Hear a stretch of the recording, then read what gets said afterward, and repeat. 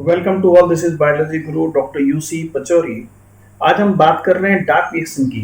तो dark reaction में हमें क्या पढ़ना है कि हमने ये देखा था कि लाइट रिएक्शन में हम लोग बनाया था, क्या बनाया था इसमें एटीपी बनाए थे हमने, एटीपी और NADPH2 बनाया था। ओके, एटीपी एंड NADPH2 और ऑक्सीजन भी बनी थी एज ए नेट प्रोडक्ट। तो इन एटीपी और NADPH2 का हमें यूज करना होगा कहाँ पे, डार्क रिएक्शन में। ओके, तो ये हम देखेंगे आज। तो डार्क रिएक्शन में देखिए इस तरीके से रहेगा। इसी को बायोकेमिकल रिएक्शन बोलते हैं या बायोसिंथेटिक फेज बोलते हैं। इसे क्या बोलते हैं, बायोसिंथेटिक फेज। ओके, अब देखना हमें ये है कि ये फेज कहाँ होती है। ये होती है आपके स्ट्रोमा में, क्लोरोप्लास्ट के किस पार्ट में, स्ट्रोमा में। ओके, तो अब इसको देखने के लिए क्या हुआ कि इसमें दो तरह की साइकिल आप पढ़ेंगे। C3 साइकिल क्यों बोलते हैं, इसी को केल्विन एंड बेंसन साइकिल भी बोला जाता है, क्योंकि इसका फर्स्ट जो स्टेबल कंपाउंड है या फर्स्ट CO2 फिक्सेशन कंपाउंड है वो थ्री कार्बन कंपाउंड है, C3 है, इसलिए इसको बोलते हैं C3 साइकिल। उसका नाम है 3PGA, 3 phosphoglyceric acid. C4 cycle क्या होती है, इनको हेट एंड स्लैग साइकिल बोलते हैं। इसमें क्या होता है, फर्स्ट स्टेबल कंपाउंड जो होता है वो C4 का कंपाउंड होता है, इसका नाम है ऑक्जेलो एसिटिक एसिड, इसलिए इनको C3 और C4 साइकिल कहा जाता है। एक अब प्लांट तीन तरह के होते हैं C3 प्लांट्स। तो C3 प्लांट्स में चलती है C3 साइकिल। एक होता है C4 प्लांट्स, इनमें C4 भी चलेगी और C3 भी चलती है। और एक होते हैं CM प्लांट जिसमें कैक्टस आते हैं, कैक्टस ओपनसिया। ओके, तो हमें देखना ये है कि प्लांट तो C3 है, इनमें C3 साइकिल चलती है। तो कैसे चलेगी साइकिल, किस तरीके से रहेगा, आगे चल के देखते हैं। तो सबसे पहले हम चर्चा कर रहे हैं किसके बारे में, C3 साइकिल के बारे में। Okay, so the C3 cycle सभी, चाहे कोई भी प्लांट हो, that is present in all photosynthetic plant. कहाँ पाई जाती है, ऑल फोटोसिंथेटिक प्लांट्स में C3 साइकिल पाई जाती है। ओके, सिंथेटिक प्लांट्स में होती है। तो देखना हमें ये है कि वर्ल्ड वार 2 के बाद में जब बहुत ज़्यादा रेडियो एक्टिव सब्सटेंस यूज़ किए गए, उसमें ये जो हैं आपका केल्विन ने क्या किया था, किस तरीके से उन्होंने देखा था कि कैसे CO2 फिक्सेशन होता है। उन्होंने अपना काम एक एल्गी पे किया था जिसका नाम है क्लोरेला। किस पे किया था, क्लोरेला एल्गी पे काम किया था। इन्होंने C14 यूज़ किया था, radio active substance of the carbon, C14।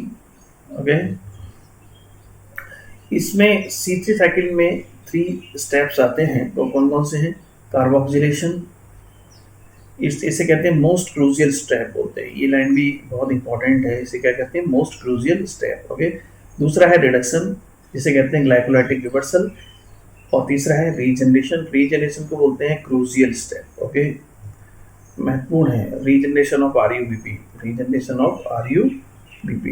ये तीनों स्टेप कैसे पढ़ने हैं, एक एक करके पढ़ लेते हैं। ओके, नाउ सी कार्बोक्सिलेशन में क्या होगा।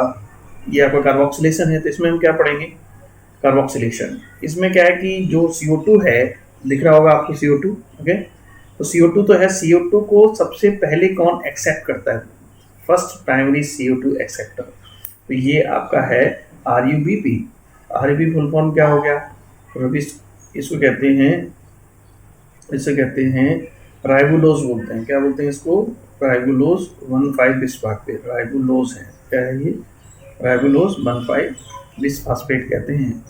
क्योंकि राइबुलोज शुगर है, और कैसे शुगर है, क्वेश्चन आता है कीटोस शुगर है कि एल्डोस शुगर है, कीटोस शुगर है। क्यों, देखो 5 कार्बन कंपाउंड है, CH2OP, C1O, CHOH। देखिए, इसको बनाने का मतलब केवल यही है कि आपको ये समझ में आए कि इसमें कीटोन ग्रुप होता है एज ए फंक्शनल ग्रुप, इसलिए इसको बोलते हैं कीटोस शुगर। ओके, कितने कार्बन कंपाउंड है, 5 कार्बन कंपाउंड है। ओके, तो ये आपका हो गया RUBP, राइबुलोज 1,5 बिस्फास्फेट। ओके, बिस्फास्फेट। तो इसमें क्या है कि जब ये इसको पकड़ता है CO2 को, फर्स्ट एक्सेप्टर यही है, और यहाँ पे एक एंजाइम लगेगा, दैट इज रुबिस्को। इसे कहते हैं most abundant green on earth, most abundant enzyme, most abundant protein on earth. इसको आप स्टार लगा सकते हैं। ओके, इसमें आपको मैग्नीशियम आयन चाहिए होगा। तो ये इसको पकड़ने के बाद ये कितने कार्बन है 5, यहाँ कितने कार्बन है 1, कितना हो गया 6 कार्बन। ये 3C में टूट जाता है, 3 कार्बन कंपाउंड और 3 कार्बन कंपाउंड। कितने मॉलिक्यूल बना लेता है ये बनाता है 2 मॉलिक्यूल ऑफ 3 PGA। 3 PGA क्यों बोल रहे हैं, क्योंकि थर्ड कार्बन पे फास्फेट लगा है, 3 फास्फोग्लिसरिक एसिड। तो जो कि पहला जो CO2 फिक्सेशन कंपाउंड है, the first is what, CO2 fixation compound. Okay, कौन सा है वो, कितने कार्बन कंपाउंड है C3, इसलिए इसको C3 साइकिल बोलते हैं। मॉलिक्यूल कितने बनेंगे 2 मॉलिक्यूल। ओके, ये बहुत ही इंपॉर्टेंट क्वेश्चन है, हर एक लाइन से यहाँ क्वेश्चन बनता है। और ये देखिए इसकी स्ट्रक्चर ना, ये 3 फास्फोग्लिसरिक COH CHOH CH2OP, तो थर्ड कार्बन लगा है फास्फेट, इसलिए बोलते हैं 3 फास्फोग्लिसरिक एसिड। अब जो रुबिस्को जो है, रुबिस्को का फुल फॉर्म है RABP। ये दो तरीके से बिहेव करेगा। C मतलब यहाँ कार्बोक्सिलेज है, RBP कार्बोक्सिलेज, और O मतलब ये है RBP ऑक्सीडेज। ये डिपेंड करता है कि कार्बोक्सिलेशन रिएक्शन में कौन जुड़ने आ रहा है। हो सकता है यहाँ पे अगर O जुड़ेगा तो ये ऑक्सीजन इसी तरह बिहेव करेगा, और अगर CO2 जुड़ रहा है तो किस तरह बिहेव करेगा, ये कार्बोक्सिलेज की तरह। ये डिपेंड करता है कंसंट्रेशन किसका है, CO2 ज़्यादा है तो CO2 जुड़ेगा, अगर ये ज़्यादा है तो ये जुड़ेगा। ठीक है ना, अभी हम देख रहे हैं CO2 जुड़ रहा है। हालांकि ये लाइन हम आगे इसमें फोटो रेस्पिरेशन एक प्रोसेस है उसमें पढ़ेंगे। ओके, तो ये क्या कर देगा हमने, फर्स्ट CO2 एक्सेप्टर कौन है, RABP, क्या बना लेगा 3 PGA, कितने molecule 2 molecule. Most abundant protein कौन सी है, रुबिस्को। ठीक है, और ये दो तरह की बिहेव करते हैं, C मतलब कार्बोक्सिलेज, O मतलब ऑक्सीजन। डिपेंड करता है किसका कंसंट्रेशन ज़्यादा है। And this is what we have most crucial step. Okay, सबसे महत्वपूर्ण स्टेप है ये। क्रूशियल मतलब क्या होता है, मोस्ट इम्पॉर्टेंट या मोस्ट महत्वपूर्ण। ठीक है, ओके। नाउ सेकेंड क्या है, नेक्स्ट आपको देख रहा है रिडक्शन। रिडक्शन में जो हमने वहाँ ATP बनाए हुए थे, ATP NADPH2, उनका यूज़ यहाँ करना है। कैसे, अब इसमें क्या है कि जो 3 PGA आपने बनाया है, हम यहाँ एक मॉलिक्यूल ले रहे हैं, बने तो वहाँ 2 मॉलिक्यूल थे, तो 1 मॉलिक्यूल ऑफ 3 PGA, ये क्या करेगा ATP यूज करेगा, ATP में कन्वर्ट हो जाएगा, इसमें एक फास्फेट और जुड़ जाएगा, तो इसका नाम हो जाएगा 1,3-BPGA, बिस्फास। ठीक है, 1,3-BPGA कहेंगे इसको, कभी बाइट फास्फेट होगा। ओके, तो यहाँ पे क्या होगा, ये देखिए आपको दिख रहा होगा, आपको यहाँ पे दिख रहा है कि नहीं दिख रहा है, ये देखिए एक फास्फेट यहाँ पे लगा दिया और एक फास्फेट यहाँ पे लगा दिया, 2 फास्फेट लग गए, इसलिए इसको बोल रहे हैं 1,3-SP। ठीक है, तो इसमें क्या होगा, ये फिर इसमें कन्वर्ट कैसे कन्वर्ट होगा ये PGL में, इसके लिए क्या है, देखो यहाँ पे 1,3-PGA बना लिया था हमने, 1,3-BPGA का है, और ये NADPH2 जो अपने बनाए थे ना, वहाँ हमने यूज़ कर लिए। ठीक है, तो इस तरीके से क्या होंगे, ये 3PGAL में कन्वर्ट हो जाएगा, ये भी 3 कार्बन कंपाउंड है, और इसमें एक फास्फेट बाहर निकल जाएगा, तो PGL फिर क्या में कन्वर्ट होगा, DHAP में। ये दोनों आइसोमर है एक दूसरे के। ठीक है, तो ये ट्रायोस फास्फेट बोलते हैं, क्या बोलते हैं इनको, क्या बोलते हैं, ट्रायोस फास्फेट। अभी अपन NCERT की डायग्राफी देख लेंगे, और उसके बाद में क्या होता है, ये 3 कार्बन कंपाउंड, दोनों 3 कार्बन कंपाउंड जो हैं वो मिलकर बनाएंगे क्या, फ्रक्टोज 1,6-बिस्फास्फेट। ओके, इसमें 1 वाला फास्फेट हटा देंगे, PA हटा देंगे बाहर, तो क्या बचेगा, फ्रक्टोज 6-फास्फेट। ये आपका बन गया शुगर। ओके, यही आकर के क्या बनाने, आगे जाकर बनाएंगे सुक्रोज, और क्या बनाएंगे, स्टार्च बनाने। ओके, तो हमने देखा कि यहाँ पर एक मॉलिक्यूल था PGA का। ओके, अब इसमें कितने मॉलिक्यूल हो गए आपके, 2 मॉलिक्यूल थे, तो यहाँ कितने ATP लगेंगे, 2 ATP, यहाँ 2 NADPH2। इस प्रोसेस में हमने टोटल 2 ATP और 2 NADPH2 यूज किए। थर्ड एस्पेक्ट क्या है, रीजनरेशन ऑफ RABP। ओके, इसको हम बोलते हैं, क्या बोलते हैं इसको, क्रूशियल स्टेप बोलते हैं, क्योंकि जब तक आप रीजनरेट नहीं करेंगे RABP का, तो दोबारा फिर CO2 को कौन पकड़ेगा, इसलिए महत्वपूर्ण हो जाता है।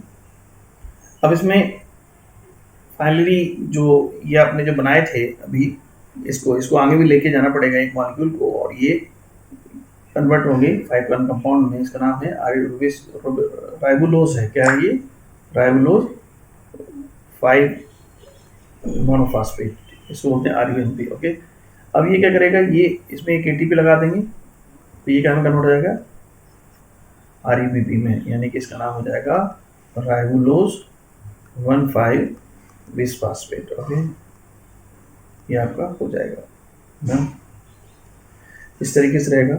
अब इसको का ड्यूल नेचर है, हमने बताया था आपको ड्यूल नेचर कैसे है, 9 तरीके से काम कर सकता है। यदि कार्बन डाइऑक्साइड होगी तो कार्बोक्सिलेज, ओके, और ऑक्सीजन होगी तो किस तरह के बिहेव करेगा, ऑक्सीजनेज। यह तो हो गया। डिपेंड करता है कि कौन उससे बाइंड हो रहा है, डिपेंड करता है किसका कंसंट्रेशन ज़्यादा है। CO2 ज़्यादा है तो कार्बोक्सिलेज, ऑक्सीजन ज़्यादा है तो ऑक्सीजनेज। नाउ अब क्वेश्चन ये आता है कि एक CO2 को फिक्स करने के लिए कितने ATP और कितने NADPH2 का यूज़ करेंगे। इसमें 3 ATP और 2 NADPH2 यूज़ करते हैं, ओके। अब 3 ATP कैसे, इसमें तो 2 आपने किया रिडक्शन प्रोसेस में और एक किया था आपने कहाँ पर, रीजनरेशन में। तो इस तरीके से देखा था। कैल्विन साइकिल, ठीक है, C3 साइकिल में कितने जाना पड़ेगा आपको, 6 टाइम, क्योंकि 1 CO2 के लिए इतना, तो 6 के लिए कितना, क्वेश्चन ये आते हैं डायरेक्ट। तो 6 के लिए क्या करेंगे, 6 × 3 3 ATP, 18 ATP टोटल लगेंगे। ऐसे ही 2 NADPH2 लगते हैं एक CO2 फिक्स करने के लिए, तो 6 के लिए कितना हो जाएगा, पहले ये टोटल हो गया। एक ग्लूकोज बनाने के लिए, एक C6H12O6 बनाने के लिए आपको 18 ATP एंड 12 NADPH2 यूज करने पड़ेंगे। अगर हम यही बात ऐसे करें, सुक्रोज बनाना है, अब सुक्रोज तो डाइसैकेराइड है, सुक्रोज क्या है, डाइसैकेराइड है, ओके। तो इसके लिए क्या करना पड़ेगा, इसका डबल हो जाएगा, तो कितना, 36 ATP, ओके, एंड देन 24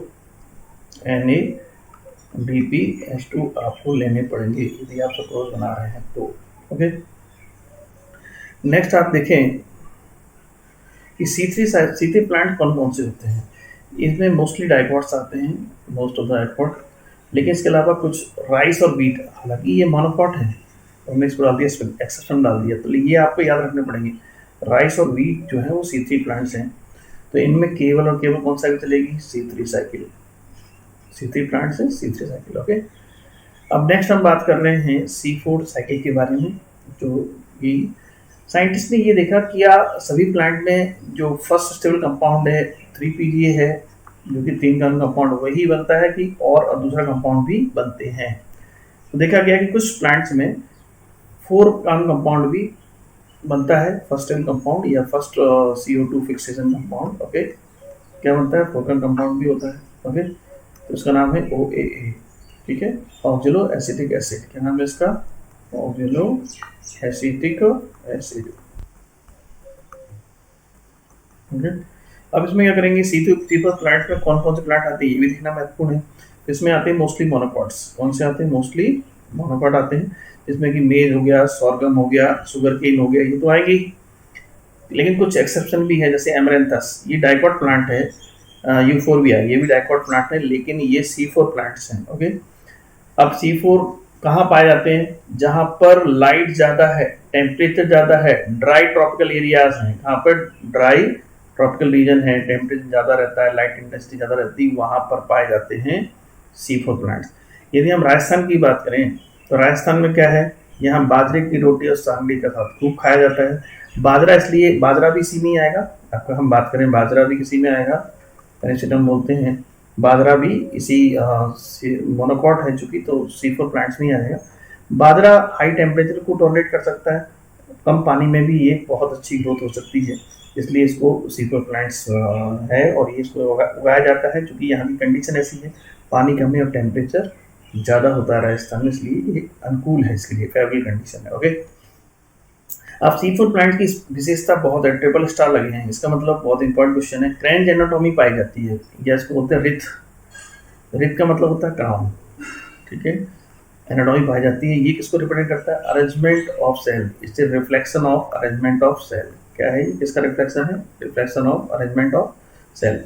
इसमें CO2 2 बार फिक्स होती है, ठीक है, एक बार मेसोफिल सेल में, दूसरा बंडल सेल में, और मेसोफिल सेल के कहाँ पर, आपका साइटोप्लाज्म में, मेसोफिल सेल के साइटोप्लाज्म में CO2 फिक्स होगी, ओके। ये ध्यान रखना पड़ेगा। क्लोरोप्लास्ट में दूसरा एंजाइम होता है साइटोप्लाज्म में, ओके, और बंडल सेल्स में तो पहले कहाँ होगी, मेसोफिल में, फिर कहाँ होगी, बंडल सेल्स में, ठीक है। और मैं आपको बता दूं कि यहीं पे इसमें इसको डाइकार्बोक्सिलिक एसिड साइकिल बोलते हैं, क्योंकि 2 बार CO2 फिक्स होती है, पहले CO मेसोफिल में, दूसरा बंडल सेल में। इसमें 2 तरह के क्लोरोप्लास्ट पाए जाते हैं, डाइमॉर्फिक क्लोरोप्लास्ट भी होते हैं, क्या होते हैं, डाइमॉर्फिक क्लोरोप्लास्ट भी होते हैं, डाइमॉर्फिक का मतलब ये है कि दो तरह की मॉर्फोलॉजी, जैसे कि मीजोफिल के जो क्लोरोप्लास्ट होंगे उसमें ग्रेना होंगे, उसमें ग्रेना होंगे, तो ये इसे कहते हैं ग्रेनल क्लोरोप्लास्ट। क्या बोलेंगे इसको? Granal chloroplast. Bundle sheath cell के जो क्लोरोप्लास्ट होंगे उनमें ग्रेना नहीं पाए जाते, केवल स्टोमा होता है, इसलिए इनको बोलते हैं ए ग्रेनल क्लोरोप्लास्ट। ए मतलब absent, ग्रेना absent है। ओके, नाउ नेक्स्ट हम बात करते हैं एनाटॉमी देखते हैं। चलिए हम डायग्राम बना लेते हैं। एनाटॉमी किस तरीके से है इसकी C4 प्लांट्स की लीफ की। इसमें क्या रहेगा कि इसमें देखो यहाँ पे हम बना देते हैं आपका स्टोमेटा। ओके, ये आपका स्टोमेटा हो गया, यहाँ पे लाइन हो गई। अब बाहर से CO2 आ जाएगी, तो CO2 जब भी आती है वो कार्बोनेट के रूप में आती है। ओके, चलिए हम डायरेक्ट लिख देते हैं, अभी CO2 आ रही है। तो सबसे पहले यहाँ पे सेल आपको मिलेंगी, ये सेल है मेसोफिल सेल। कौन सी सेल है? ये है मेसोफिल सेल। ओके, कौन सी सेल है ये? मेसोफिल सेल है। और ये दिख रहा है आपको, ये देखिए बिंदी बिंदी सी, ये है क्लोरोप्लास्ट। ये क्या है? मेसोफिल सेल का क्लोरोप्लास्ट। ओके, तो सबसे पहले CO2 यहाँ आएगी, ये साइटोप्लाज्म है। ये क्या है? Cytoplasm of. तो CO2 फिक्सेशन कहाँ होगा? सेल के साइटोप्लाज्म में। तो यहाँ पे साइटोप्लाज्म में क्या होता है? CO2 जैसे ही आती है इसको पकड़ लेता है PEP। PEP है फास्फोइनोइल पायरुवेट। ये 3 कार्बन कंपाउंड है, एक कार्बन यहाँ से मिल गया, कितने कार्बन बन गए? 4 कार्बन। इसका नाम है OAA, first stable compound. Okay, इसके बाद में यहाँ वैस्कुलर बंडल है, और वैस्कुलर बंडल के चारों तरफ बड़ी बड़ी सेल्स होंगी, बड़ी बड़ी मोटी मोटी लार्ज सेल्स। ओके, और इनकी एक आध लेयर नहीं होती, कई सारी लेयर्स होती है इनकी, कई सारी लेयर्स यहाँ पे आपको दिखेंगी। ओके, तो यहाँ पे क्या है? ये अरेंजमेंट है सेल का। ओके, और इनमें कोई भी इंटरसेलुलर स्पेस नहीं होता है। ओके, तो ये हम क्या देख पा रहे हैं यहाँ पे? इनकी क्वालिटी क्या क्या है? इसमें सेवरल लेयर्स होती है। पहली बात तो कितनी कैसी होती है? दे हैव सेवरल लेयर्स, इसी को क्रैन एनाटॉमी बोलते हैं। They have what? कितनी लेयर्स हैं? They have several layers. Okay, दूसरा एस्पेक्ट इसमें ये है कि इसमें जो नंबर ऑफ सेल्स हैं, इसमें इसके अंदर लार्ज नंबर ऑफ क्लोरोप्लास्ट पाए जाते हैं। क्या होता है इनके अंदर? इसी के अंदर होते हैं लार्ज नंबर ऑफ क्लोरोप्लास्ट। ये बंडल सी सेल की विशेषताएं बता रहे हैं। इन सेल को क्या बोलते हैं? इनको बोलते हैं बंडल शीथ सेल। कैसी होती है? सेवरल लेयर्स होती है। और कैसी सेल्स हैं? ये सब लार्ज सेल्स हैं, लार्ज नंबर ऑफ क्लोरोप्लास्ट हैं। नेक्स्ट पॉइंट की हम बात करें तो इसमें क्या होता है कि इनमें इंटरसेलुलर स्पेस नहीं होता है। There is no intercellular space. ठीक है, इम्परमीएबल होती है for gaseous exchange, impermeable for gaseous exchange. Okay, gaseous exchange होती है। एंड देन ये सब ऐसा क्यों कर रहे हैं? इसलिए कर रहे हैं कि जिससे कि यहाँ पर इसके अंदर CO2 कंसंट्रेशन ज़्यादा हो। CO2 कंसंट्रेशन कैसा हो? ज़्यादा हो, तो इसको कौन पकड़ लेगा? RUBP। तो यहाँ पे किस तरह बिहेव करेगा? RUBP कार्बोक्सिलेज की तरह बिहेव करेगा। ओके, जिससे कि यहाँ पे ज़्यादा ग्लूकोज बने, ज़्यादा सुक्रोज बने, ज़्यादा स्टार्च बने। ओके, तो सबसे पहले CO2 फिक्सेशन कहाँ होगा? नंबर 1 मेसोफिल में। कौन सी सेल है ये? मेसोफिल सेल है। और उसके बाद में फिर वो यहाँ आते हैं, ट्रांसपोर्ट होते हैं कहाँ पर? BSC मतलब बंडल शीथ सेल में। ओके, तो ये आ गए बंडल शीथ सेल में आ गए। ओके, तो यहाँ पे CO2 फिक्सेशन होता है, तो यहाँ पे चलती है C3 साइकिल। ओके, और यहाँ पे चलती है C4 साइकिल। तो C4 साइकिल कहाँ पर? मेसोफिल से होती हुई यहाँ तक चलेगी, और यहाँ पे कौन चलती है? कैल्विन। तो भले ही वो C4 प्लांट्स है, लेकिन इनमें प्लांट्स कौन से हैं? ये हैं प्लांट्स हैं C4 प्लांट्स। ठीक है, ये कैसे होती है प्रोसेस? चलिए हम देखते हैं। ठीक है, ओके, नाउ सी इसमें क्या है, आपको दिख रहा होगा इसमें। देखो सबसे पहले क्या होगा कि ये पूरा जो है, ये पूरा मेसोफिल सेल है। कौन सी सेल है? ये मेसोफिल सेल है, और ये मेसोफिल सेल क्लोरोप्लास्ट है। तो सबसे पहले क्या होगा? ये आ गया पैप। पैप का फार्मूला देखिए आप, COH इस तरीके से बनाया हुआ है, CO3CH2। कितने कार्बन कंपाउंड है? 1 2 3। इसको कौन पकड़ लेगा? 1 कार्बन CO2। तो ये देखिए क्या बना लेगा? फास्फोइनोइल पायरुवेट। क्या है? फास्फोइनोइल, इनोइल नहीं, इनोल। ठीक है, पायरुवेट ये बन गया। और यहाँ पे क्या होगा कि ये 3+1 कितने बने? यहाँ फिक्सेशन हो रहा है, फिक्स हो रही CO2, तो ये बना लिया इन्होंने। यहाँ पे एंजाइम लगा पैपकेज, जैसे कहते हैं पैप कार्बोक्सिलेज। और ये बन गया आपका ओ ए। क्या बन गया यहाँ पे? ओ ए बन गया। ओके, इसमें आपको दिख रहा होगा कि यहाँ पर ओ ए बन गया है, जो कितने का कंपाउंड है? 4C है। तो इसका फर्स्ट CO2 फिक्सेशन प्रोडक्ट क्या है, कंपाउंड क्या है? वो ए ऑक्सिलो एसिटिक एसिड, इसलिए इसको बोलते हैं C4 साइकिल। ऐसे प्लांट जिनमें पहला स्टेबल कंपाउंड C4 होता है, इसलिए इसको बोलते हैं C4 प्लांट्स। ओके, ये देखिए COH जो है वो CH2 और COH, ठीक है। अब ये क्या होगा, ये प्रोसेस कहाँ चल रही है? ये चल रही है आपका मेसोफिल सेल के किस जगह पे? साइटोप्लाज्म में। कहाँ चल रही है? साइटोप्लाज्म। ओके, नाउ अब हमने जो NADPH2 बनाए थे ना लाइट रिएक्शन में, वो यहाँ काम आएंगे। तो यहाँ पे देखिए NADPH2 NADP कन्वर्ट, तो 2 H जो है ना यहाँ लग जाएंगे इस जगह पे। तो क्या हो जाएगा यहाँ पे? COH ये लग गए दोनों H, ठीक है। CH2 ये बन गया मैलिक एसिड, या इस तरीके से एस्पार्टेट में भी कन्वर्ट हो सकता है। तो मैलेट या एस्पार्टेट, ये दोनों के दोनों कितने कार्बन कंपाउंड है? 4 कार्बन। तो ये मेसोफिल से हमने क्या बताया था, कहाँ ट्रांसपोर्ट होगा इसको? बंडल सी सेल्स में। तो ये मैलिक एसिड जो है या C4 कम कोई भी है, मैलिक एसिड या एस्पार्टेट, ये विल ट्रांसपोर्टेड टू द कौन सी सेल है? ये बंडल सीथ सेल में ये ट्रांसपोर्ट हो गया। ओके, ये देखिए मैलिक एसिड आ गया। हम एग्जांपल कोट करें। अब इसमें क्या होगा, प्रोसेस होती है decarboxylation, deletion of carbon dioxide, it is called decarboxylation. तो डिलीशन ऑफ कार्बन डाइऑक्साइड करेंगे तो क्या होगा इसमें? तो यहाँ पे हम सबसे पहले ये CO2 जो है ना इसको निकाल देंगे। दिख रहा है CO2? ओके ना, तो CO2 निकाल दिया अपन ने। अब 2 H और निकाल देंगे ये वाली। तो इन दो को कौन पकड़ लेगा? NADP। क्या ना लेगा? NADPH2। ओके, और यहाँ पे क्या बचा? COH। देखिए COH, यहाँ पे CO बचा है क्योंकि ये निकालना है आपको, ये ऐसे 2 H निकालना है, तो CO बचा है, CO लिख दिया। और यहाँ पे क्या हो जाएगा? ये H यहाँ पहुंच जाएगा तो क्या हो जाएगा? CH3। तो CH3, तो ये बन गया पायरुवेट। ओके, तो 3C कंपाउंड जो है ये फिर से ट्रांसपोर्ट होगा, again transported to where? Mesophyll cell. तो ये पायरुवेट आ गया, और पायरुवेट जो है यहाँ पर ये पैप बना लेगा। पायरुवेट से क्या बना लेंगे अपन? Pipe, फॉस्फेनोल pyruvate. और ये जो है इसके लिए आपको ये देखिए, ये फॉस्फेनोल पायरुवेट एक्चुअली से, तो इसे कहते हैं रीजनरेशन ऑफ पैप। ये पैप ये बन रहा है, यहाँ पे आपको लगाने पड़ेंगे कितने? 2 ATP, और कन्वर्ट होगा 2 ATP में। ओके, यहाँ एंजाइम होता है पैप सिंथेटेज, और इसे कहते हैं पायरुवेट डाइकाइनेज, PDK बोलते हैं, PDK, ठीक है। काइनेज का बोलते हैं, एक ATP से कन्वर्ट हो रहा हो ADP में, यहाँ 2 लग रहे हैं इसलिए dikinase. Okay, equal to 2 ATP use होती है एनर्जी, ठीक है। अब ये जो एंजाइम है बहुत ही कोल्ड सेंसिटिव है, ठीक है। कैसा है? कोल्ड सेंसिटिव है, मतलब ये अगर ठंड पड़ रही होगी तो ये काम नहीं करेगा, ठीक है। तो ये फंक्शन नहीं करेगा, लो टेम्परेचर पर काम नहीं करता है, ये देख लिया। एक बार फिर से देख लेते हैं। ये हुआ फिक्सेशन हुआ, OA बना, OA कन्वर्ट होगा मैलिक एसिड पास एस्पार्टेट में, ट्रांसपोर्ट होगा बंडल सेल की तरफ, मैलिक एसिड फेस में डीकार्बोक्सिलेशन होगा, CO2 रिलीज हो जाएगी। अब इस CO2 का क्या होता है?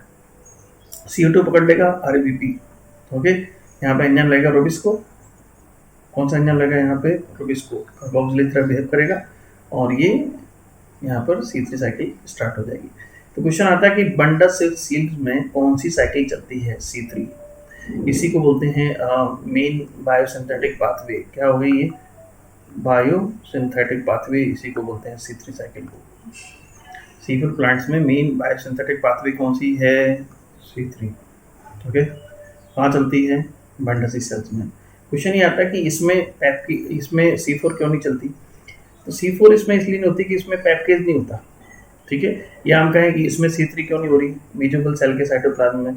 इसलिए नहीं हो रही क्योंकि यहाँ पर रोबिस्को नहीं होता है, क्योंकि कोई भी रिएक्शन है ना वो एंजाइम स्पेसिफिक होती है। अगर कोई प्रोसेस यहाँ हो रही है, क्यों? क्योंकि उसके एंजाइम यहाँ पर है, रोबिस्को है कहाँ पर? बंडल सेल्स में, ठीक है। तो ये आपको ध्यान रखना पड़ेगा। नाउ जो रीजनरेशन वाला स्टेप है ना, ये वाला मैं आपको बता दूं कि रीजनरेशन वाला स्टेप जो है ये होता है क्लोरोप्लास्ट में। ये कहाँ होता है? क्लोरोप्लास्ट के स्ट्रोमा में। ओके, ये आपको ध्यान रखना पड़ेगा। फिक्सेशन साइटोप्लाज्म में, रीजनरेशन क्लोरोप्लास्ट में। तो ये आपका हो गया पूरा C4 के बारे में। अब एक CO2 को फिक्स करने में कितने ATP लगेंगे, ठीक है। इसमें क्या होगा? एक CO2 फिक्स करने के लिए आपने क्या देखा? देखिए ये C3 चलानी है इसमें, भाई भले ही प्लांट कौन सा है, C3 प्लांट्स, साइकिल दोनों चलानी है आपको, C4 और C3। तो C3 में तो जितना लगना था लगता ही था, 3 ATP और 2 NADPH2, ये तो यूज़ हो गई। इसमें अब रीजनरेशन में 2 ATP हमने और यूज़ किया। टोटल कितने ATP हो गए, 3 + 2 कितना हो गए, 3 + 2 5 हो गए। टोटल हमने इसमें 5 ATP, डिफरेंस कितना आ रहा है 2 ATP का, बाकी तो यूज़ हो ही रहे हैं। तो इसमें एक CO2 को फिक्स करने के लिए कितने ATP यूज़ करेंगे, 5 ATP। NADPH2 तो नहीं थे जितने C3 में, इसमें कोई दिक्कत नहीं है, 1 मॉलिक्यूल ऑफ ग्लूकोज। तो इसमें एक CO2 फिक्स करने के लिए इतना होगा। अब एक मॉलिक्यूल ग्लूकोज बनाने के लिए कितना करेंगे अपन बताइए, 6 × 5 ATP कितना हो गया, 30 ATP, ओके। एंड 6 × 2 NADPH2 कितना होगा अभी, 12 NADPH2, ओके। तो इसमें एक ग्लूकोज बनाने के लिए आपको 30 ATP और 12 NADPH2। डिफरेंस कितना हो रहा है, डिफरेंस कितना हो रहा है, C3 साइकिल और C4 साइकिल में कितने का आ रहा है, 2 ATP का, ओके। डिफरेंस पूछे जैसे करना है। अब क्वेश्चन आता है, अगर आपको सुक्रोज बनाना हो, सुक्रोज तो डाइसैकेराइड है अभी बताया, उसका डबल हो जाएगा, कितना हो जाएगा, 60 ATP, और ये कितना हो जाएगा, 24 NADPH2 बनानी पड़ेगी CO2, ठीक है। तो ये आपका हो गया। अब हम चलते हैं NCERT की तरफ। NCERT क्या कहती है, NCERT कह रही है कि जो आपने ATP NADPH बनाए थे, इनको कहाँ यूज करेंगे, इसके यूज करेंगे बायोसिंथेटिक फेज में, ठीक है।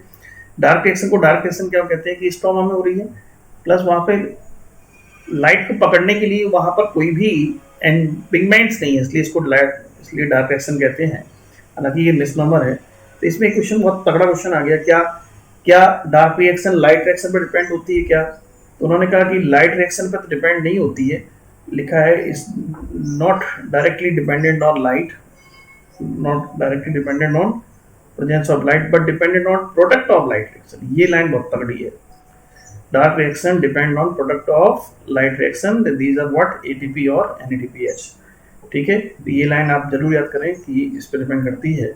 इसके बाद में क्या है कि कैसे पता पड़ा, कैसे वेरीफाई करेंगे, उन्होंने कहा लाइट कुछ टाइम के लिए बंद कर दो, लाइट बंद कर देंगे तो आफ्टर लाइट बिकम अनअवेलेबल, तो क्या होगा, बायोसिंथेटिक पाथवे चलेगी तो, लेकिन कुछ समय के लिए, फिर लाइट दे देंगे, लाइट मेड अवेलेबल, तो क्या होगा, फिर ये स्टार्ट हो जाएगी। तो इस तरीके से लाइट पर डायरेक्टली डिपेंडेंट नहीं होती, लेकिन लाइट के जो प्रोडक्ट हैं, लाइट के क्या है जो प्रोडक्ट हैं, उन पर डिपेंडेंट होती है, ओके।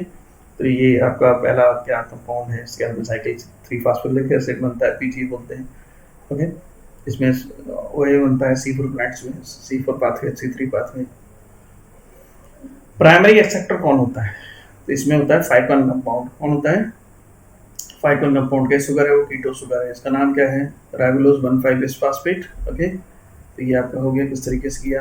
केल्विन साइकिल में पहले तो लोग ये मानते थे कि इसमें चूंकि इसमें लास्ट 3 PG बन रहा था, 3 PG कितने मॉलिक्यूल बन रहे थे, 2 मॉलिक्यूल, तो लोग समझ रहे थे कि ये कोई ना कोई 2 कार्बन कंपाउंड होगा जो इससे जुड़ेगा और 3 बनाएगा। इस उधेड़पुर में कई साल तक लगे रहे, बाद में पता पड़ा कि नहीं नहीं भैया, वो तो 5 कंपाउंड था, RUBP, ओके, जो कि बाद में प्लस करके 6 हो गया, 1 + 5 + 6, और 6 से इन्होंने 2 भागों में ऐसे डिवाइड किया। तो ये बता रहे हैं कि पहले ये मानते थे, बाद में ही देखा गया। केल्विन साइकिल में, केल्विन साइकिल ये केल्विन साइंटिस्ट थे और उनके कोवर्कर्स उन्होंने खोजा था। ये सभी, ये लाइन बहुत महत्वपूर्ण है कि ये सभी फोटोसिंथेटिक प्लांट्स में पाई जाती है, ठीक है, देखना पड़ेगा। एंड कार्बोक्सिलेशन की हम इसमें 3 स्टेप्स हैं, कौन कौन से हैं, carboxylation, reduction and regeneration. Carboxylation में यहाँ लिखा होगा, देखो, मोस्ट क्रूशियल स्टेप, ठीक है। ये आपका हो गया, और इस तरीके से इसमें कौन सा RUBP काम करेगा, कार्बोक्सिलेज की तरह और ऑक्सीजनेज की तरह काम करता है, ओके। तो ये आपका हो गया। नेक्स्ट आपका आ गया ये जो है आपका बहुत महत्वपूर्ण डायग्राम है, इसको समझना पड़ेगा आपको, ओके। ये आपका है RUBP, क्या है ये आपका RUBP है, ओके। ये CO2 आ रही है, तो साथ में ये पकड़ लेंगे। इस प्रोसेस को बोलते हैं कार्बोक्सिलेशन। ध्यान रखा जाए, कार्बोक्सिलेशन में न तो हमने ATP यूज किया, ना NADPH2 यूज किया। इससे क्या बना था अपना, 3 PG बना था। कितने मॉलिक्यूल बने थे यहाँ पर, 2 मॉलिक्यूल, 3 फास्फोलिक एसिड, ओके। फिर इसमें आगे जाके प्रोसेस हुई थी कौन सी, रिडक्शन पे स्टार्ट किया। तो रिडक्शन में कितने एटीपी यूज़ किए थे हमने, एक CO2 फिक्स करने के लिए 2 ATP और 2 NADPH यूज़ किए थे। तो इसमें 2 ATP 2 PI और ये बन जाएगा। ओके, ये बहुत महत्वपूर्ण एस्पेक्ट है, आप भी अपनी एनसीईआरटी में कोड आउट कर लीजिए। इससे टायर्स फास्फेट बना था, DHAP PGL आपने देखा था, वो आगे जाकर के फ्रक्टोज बनाते थे, स्टार्च सुगर बना रहे थे। ओके, देन यहाँ पे हम बात करें कि रीजनरेशन की बात करते हैं तो हमने क्या बताया था, इट्स ए मोस्ट क्रूजियल, कौन सा, कार्बोक्सिलेशन। इस पे क्या लिखा था हमने, दिस इज क्रूजियल। इस पे कितने एटीपी लगाएंगे आप, केवल एक एटीपी लगाना है, एक एटीपी, जिससे कि एक एटीपी कन्वर्ट हो जाएगा। तो टोटल एटीपी कितना लगाया आपने, 2 + 1 3 एटीपी। ओके, C3 साइकिल में और 2 NADP। तो ये आपका हो गया स्टेप। तो ऐसा कौन सा स्टेप है जहाँ हमने ATP NADP यूज़ नहीं किया, कार्बोक्सिलेशन। कहाँ यूज़ किए हैं, दोनों यूज़ किए हैं रिडक्शन में। कहाँ केवल ATP यूज़ किया, वो है रीजनरेशन। ओके, तो ये आपका हो गया रीजनरेशन में। रीजनरेशन कैसे करवाना, regeneration of CO2 acceptor molecule, that is RMP। It is very crucial, अगर नहीं करवाएंगे तो इंटरप्शन हो जाएगा। तो अनइंटरप्टेड चलने के लिए आपको करवाना ही पड़ेगा। अब ये टेबल दे रखी इन्होंने, टेबल दे रखी, टेबल में क्या करें कि 6 CO2 फिक्स करने के लिए या 1 ग्लूकोज बनाने के लिए आपको कितने ATP चाहिए, 18 ATP। ये कन्वर्ट हो जाएगा, कह रहे क्या आप यूज़ करेंगे और क्या यहाँ से बाहर निकलेगा। Okay, 12 NADPH। एक CO2 के लिए 3 ATP, ये डेटा याद करिए हमारे NADPH2। ओके, ध्यान रखिए NADPH2 है। अब आ गया C4 साइकिल, ये कहाँ पाई जाती है आपका, ये बता दिया हमने, ड्राई ट्रॉपिकल रीजन में तो होती है। ठीक है, तो ये सब हो गए। इसमें किस तरीके से होगा, बंडल सेल्स क्रेंज एनाटॉमी पाई जाती है। क्रेंज का मतलब क्या है, रिथ। क्रेंज का मतलब क्या हो गया, यहाँ पे रिथ हो गया। ये क्या बताता है, reflection of arrangement of cells. Okay, crown like. इसमें सेवरल जेट्स होती हैं, कैरेक्टराइज होता है लार्ज नंबर ऑफ क्लोरोप्लास्ट रहते हैं, थिक वॉल्स होती हैं क्योंकि इम्परवियस होती है गैस एक्सचेंज के लिए, नो इंटरसेलर स्पेस। ये लाइन आपको सब एकदम याद रखनी चाहिए। Major organ. Okay, C4 plants. Okay, तो इसमें सबसे पहले CO2 कौन पकड़ेगा, ये डायरेक्ट क्वेश्चन है। प्राइमरी CO2 एक्सेप्टर कौन है, पैप, इसे कहते हैं फास्फोइनॉल पायरुवेट। पैप कितने का कंपाउंड है, 3। ये आपका मेजोफिल सेल में, मेजोफिल सेल में कहाँ होगा, साइटोप्लाज्म में। इस एंजाइम की विशेषता ये भी है कि ये लो CO2 कंसंट्रेशन में भी फिक्सेशन कर सकता है। लो CO2 है ना, तब भी ये CO2 को फिक्स कर सकता है। कौन, पेप्केज। ये एंजाइम जो है ना, कौन सा एंजाइम बता रहे हैं, पेप्केज। पेप्केज एंजाइम बहुत बढ़िया है, जैसे कहते हैं पेप्केज या पेप कार्बोक्सिलेज, इंपॉर्टेंट रजिस्टर। ठीक है, मेजोफिल में कौन सा एंजाइम नहीं होता है, रुबिस्को नहीं होता है। ओके, ठीक है। इसी तरीके से ये आगे जाके मैलिक एसिड बना देंगे, या पहला जो कंपाउंड है 4 का कंपाउंड है जिसका नाम है OA, इसलिए इनको बोलते हैं C4 साइकिल, और प्लांट को बोलते हैं C4 प्लांट्स, क्योंकि पहला जो प्रोडक्ट है वो C4 कंपाउंड है, इसका नाम है ओके C4। इसका पता ही है, मैलिक एसिड वगैरह बनेंगे, इस पार्टिकल को मूव करेंगे बंडल से इस तरह। देखो ये आ गई, ये लाइन बहुत महत्वपूर्ण है। देखिए एटमॉस्फेयर CO2 आ रही है, ओके, CO3 के रूप में है CO3, और ये PEP है, फास्फोइनॉल पायरुवेट, इसने इसे पकड़ लिया है। ये लो CO2 में भी इसको पकड़ सकता है। ये बता रहा था मैं, कौन सा इंजन लगेगा यहाँ, पेप्केज लगेगा। कौन सा इंजन लगेगा, पेप्केज, पेप कार्बोक्सिलेज। फिक्सेशन हो रहा है, C4 बन रहा है, OA बन गया यहाँ पे, OA कन्वर्ट हो जाएगा मैलिक एसिड में और या फिर एस्पार्टेट में, फिर वो ट्रांसपोर्ट होंगे कहाँ की तरफ। ये कौन सी सेल दिख रही है आपको, बंडासी सेल्स। ये क्या दिख रहा है, प्लाज्मोडेस्माटा। ये कौन सी सेल है आपका, मेजोफिल सेल है। सबसे पहले CO2 फिक्सेशन कहाँ होता है, बहुत इंपॉर्टेंट है मेजोफिल में। सेकेंड टाइम कहाँ होता है, बंडासी में। ये देखिए, तो इस पर डिकार्बोक्सिलेशन हुआ, CO2 ले गए, ये है कहाँ पे, कैल्विन साइकिल। तो कौन सा इंजन लगे यहाँ पर, रुबिस्को। रुबिस्को कहाँ होता है, बंडासी में। पेप्केज कहाँ होता है, पेप्केज कहाँ होता है, मेजोफिल में। ओके, तो ये CO2 निकाल दिया, C4 था, एक कार्बन निकल गया, तो कितना बन गया, C3 ट्रांसपोर्ट होगा फिर से कहाँ, रीजनरेशन करवाएंगे PEP का। तो ये यहाँ पे आपका 2 ATP कन्वर्ट हो जाएंगे 2 ATP में। ओके, ये यहाँ पे इंजन रहेगा PTK, जो कि कैसा है, जैसे कोल्ड सेंसिटिव है, लो टेम्परेचर सेंसिटिव है, ये काम नहीं करेगा, सेंसिटिव है। ओके, यानी कम टेम्परेचर पर ये काम, टेम्परेचर कम हो तो ये काम नहीं करेगा। PTK, phosphate pyruvate dikinase. Okay, ये आपका हो गया। नेक्स्ट टॉपिक जो रहेगा अब रहेगा वो फोटो रेस्पिरेशन के बारे में पढ़ेंगे। Okay, thank you.